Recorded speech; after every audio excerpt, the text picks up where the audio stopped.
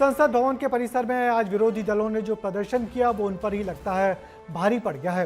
विपक्षी सांसदों ने संसद परिसर में राम मंदिर चढ़ावा चोरी को लेकर नाटक किया, जिसमें सांसद पप्पू यादव पुजारी के वेश में भगवा पहनकर दान पेटी लेकर चले आए, जिसके बाद राहुल गांधी समेत विपक्षी सांसदों ने उस दान पेटी में चंदा डाला और जब पप्पू यादव दान पेटी का चंदा लेकर भागने लगे तो उनको जमकर पकड़ा। इस प्रदर्शन को लेकर संतों ने और बीजेपी के सांसदों ने विपक्ष पर भगवा का अपमान करने का आरोप लगा दिया और विरोधी दलों से माफी मांगने तक को कहा है। क्या है पूरा मामला, इस रिपोर्ट में देखिए।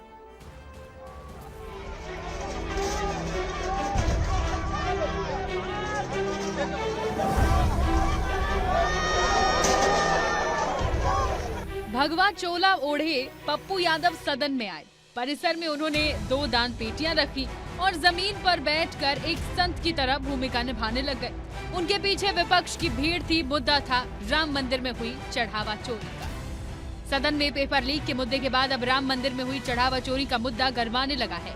इसी के विरोध में पप्पू यादव एक संत बनकर आए थे। दान पेटी में राहुल गांधी सहित विपक्ष के कई सांसदों ने दान दिया और फिर खुद पप्पू यादव दान पेटी लिए वहां से रफू चक्कर हो गए।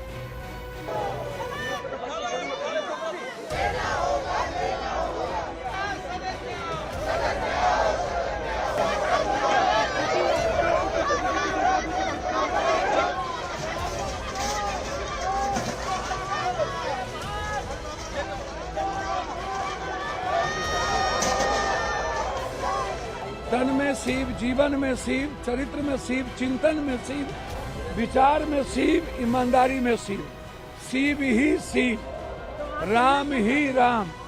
बस कहना चाहते हैं राम राम जपियो रे, सब माल हरपियो रे। विपक्ष का ये विरोध राम मंदिर में हुए चढ़ावा चोरी को लेकर था और सवाल था राम मंदिर ट्रस्ट पर। लेकिन बीजेपी ने इस मुद्दे को जोड़ा सनातन से और पप्पू यादव पर भगवा और सनातन का अपमान करने का आरोप मढ़ दिया।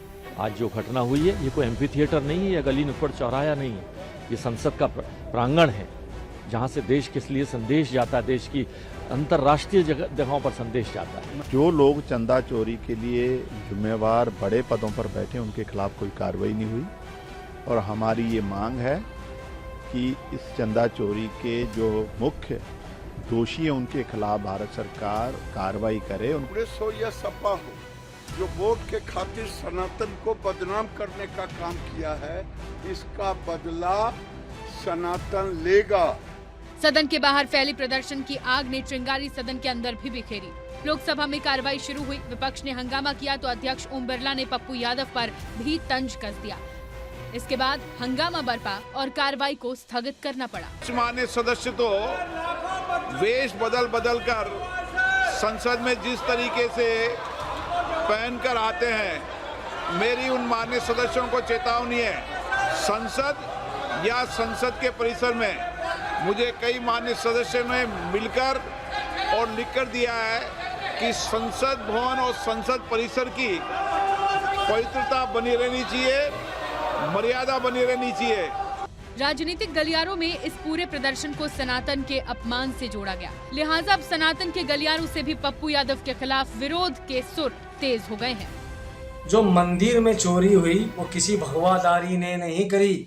भगवा की आड़ में स्थापित जो लोग हैं उनके द्वारा नियुक्त लोगों के द्वारा चोरी की गई। क्या संसद भवन परिसर नौटंकी का अखाड़ा हो गया? क्या इस तरीके से नौटंकी बाज कर रहे हैं, भगवा का अपमान कर रहे हैं, ये संत समाज सहन नहीं कर सकता है। राम मंदिर में चढ़ावे की कथित चोरी से उठे सवाल अब सियासत के केंद्र में है। विपक्ष इसे जवाबदेही और पारदर्शिता का मुद्दा बता रही है, तो वहीं बीजेपी इसे आस्था और सनातन के सम्मान से जोड़कर पलटवार कर रही है। अब देखना यह है कि दोनों पक्षों को लेकर के आम आवाम क्या सोचती है और इसको लेकर के क्या नजरिया सोशल मीडिया हो या जमीन पे दिखाई देता है। कैमरा पर्सन मोनू कुमार के साथ मैं अमृत तिवारी, विस्तार न्यूज, दिल्ली। वैसे सच तो ये है कि आज 2 हफ्ते हो गए मगर संसद का कामकाज पटरी पर अब तक नहीं लौटा है। विपक्षी दल कांग्रेस की अगुवाई में सदन में अंदर नहीं तो बाहर जाकर प्रदर्शन कर सुर्खियां बटोर रहे हैं। सदन में ही रोज हंगामा हो रहा है और सदन की कार्यवाही स्थगित हो रही है। आज भी सुबह हुए हंगामे उस नौटंकी के बाद दोनों सदन सोमवार तक के लिए स्थगित कर दिए गए। दरअसल संसद का मानसून सत्र 20 जुलाई को शुरू हुआ और 13 अगस्त तक चलेगा। इस दौरान कुल 19 बैठकें तय थीं, मगर आधे से ज़्यादा बैठकें इसी विरोधी दलों के हंगामे की भेंट चढ़ गई हैं।